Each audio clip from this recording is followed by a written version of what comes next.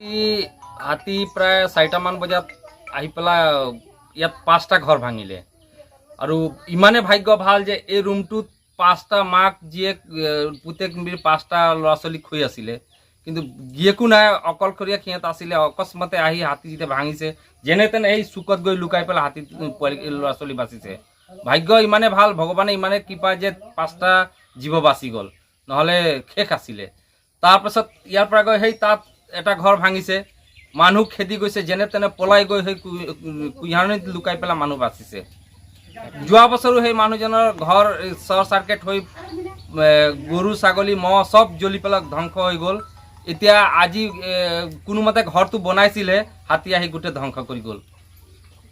ভিতৰ ভঁৰাল চৰাল ভাঙি চাউল তাউল চব নষ্ট কৰি পেলাইছে। গাঁওখনৰ নাম কি? গাঁওখনৰ নাম হ'ল 3 নং কাকি 2000 বিঘা বিহাৰী গাঁও।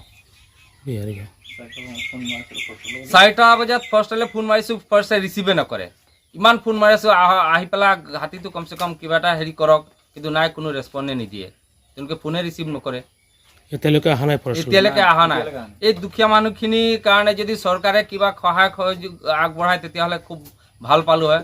কাৰণ এই ভৰ বাৰিষাত ক'ৰ পৰা খাব তেওঁলোকে? দিন হাজিৰা কৰা মানুহ, ঘৰ বনাব নে ল'ৰা ছোৱালী পঢ়িবলৈ হাজিৰা কৰি গোটাব? ক'ৰ পৰা খাব? বহুত কষ্টত তেওঁলোকে আছে ইয়াত। এই পৰিয়ালখিনিক যিকোনো প্ৰকাৰে মানে চৰকাৰে যদি সহায় কৰে খুব ভাল পালোঁ হয়।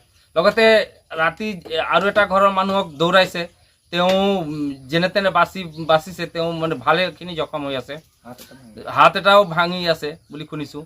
কিন্তু তেওঁক যদি ট্ৰিটমেণ্ট কৰাই যদি কোনোবা ব্যক্তিয়ে ব্যৱস্থা কৰে তেতিয়াহ'লে খুব ভাল পালোঁ হয়, কাৰণ তেওঁ একদম দুখীয়া মানুহ, তেওঁ দিন হাজিৰা কৰি খোৱা মানুহ।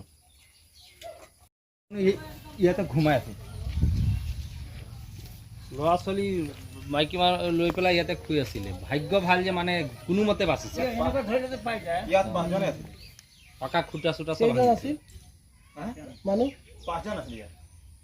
ল'ৰা ছোৱালী লৈ 5জন আছিলে ইয়াতে। কেনেকে ওলালে?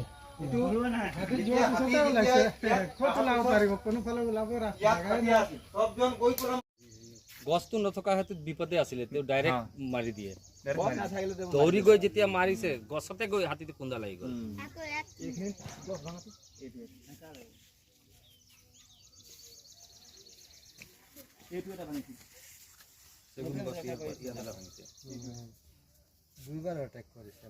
দুইবাৰ এটেক কৰিছে।